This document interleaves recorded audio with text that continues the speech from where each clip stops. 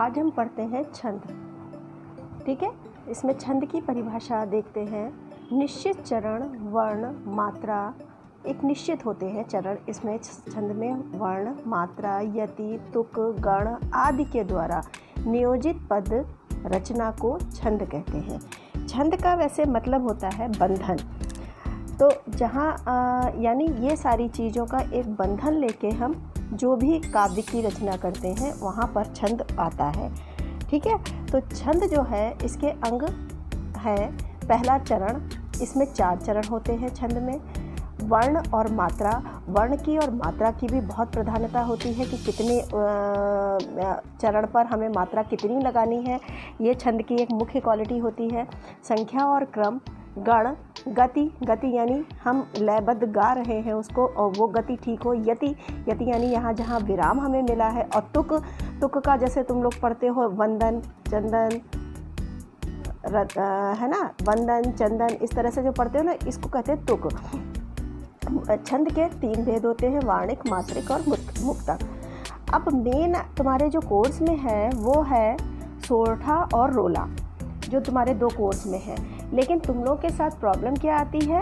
मात्राओं की। आखिर हम मात्रा इसमें कैसे लगाएं?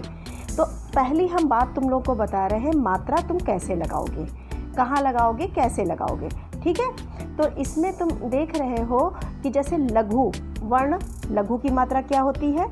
ऐसे तुम लोग को ये तो पता ही है, तुम लोगों ने 9th में भी पढ़ा है। लघु ये मात्रा होती है। और गुरु की क्या मात्रा होती है? लघु की ये मात्रा होती है और गुरु की मात्रा ये होती है। गुरु का अंक हम 2 मानते हैं, लघु का अंक 1 मानते हैं। जो हम यहाँ पर संख्या गिनेंगे ना, उसमें हम बता रहे हैं। तो लघु कहाँ कहाँ लगता है और गुरु कहाँ कहाँ लगता है?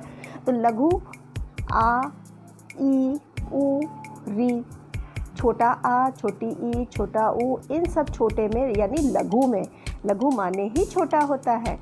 क छोटी ई की मात्रा, छोटे ऊ की मात्रा, री की मात्रा, यानी ये वर्ण, ये जो वर्ण हैं ये जहाँ आएंगे और इन वर्णों की मात्राएं जहाँ जहाँ आएंगी।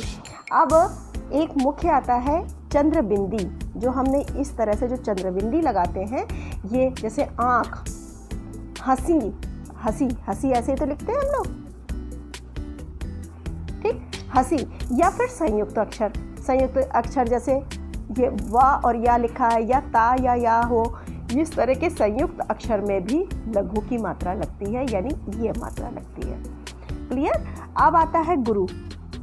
गुरु की मात्रा यानी 2 नंबर हम कहाँ काउंट करेंगे? जहाँ बड़ा होगा। गुरु यानी बड़ा। आ, ई, उ, ए, आए। अब यहाँ देखो ये दोनों ए यहाँ पर आ गए हैं, यहाँ दोनों ओ आ गए हैं, यानी बड़े आ की मात्रा छोटी की, बड़े ऊ की, ये सारी मात्रा इधर आ गई हैं। ए, ऐ, औ, ये सारी मात्राएं जो हैं ये गुरु में आती हैं।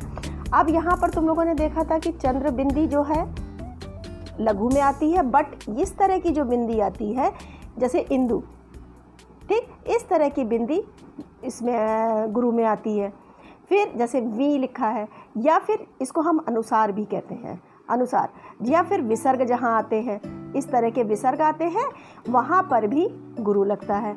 अब तुम लोगों ने क्या पढ़ा? लघु लगता है जहाँ छोटे अक्षर आते हैं, छोटी मात्राएं आती हैं, या चंद्रबिंदी आती है, संयुक्त अक्षर आते हैं, वहाँ सारा क्या पढ़ते हैं? लघु। और जहाँ बड़े आ की मात्रा या बड़ी मात्राएं आती हैं, बड़ा आ, बड़ी, बड़ा ऊ, ए, ऐ, औ की मात्राएं आती हैं, वहाँ पर हम गुरु पढ़ते हैं। और साथ में जो अनुसार और विसर्ग आते हैं जहाँ, वहाँ पर भी हमको गुरु ही हम पढ़ते हैं। ठीक है, तो इस तरह से तुम लोग को ये मात्राएं लगानी समझ में आ रही हैं।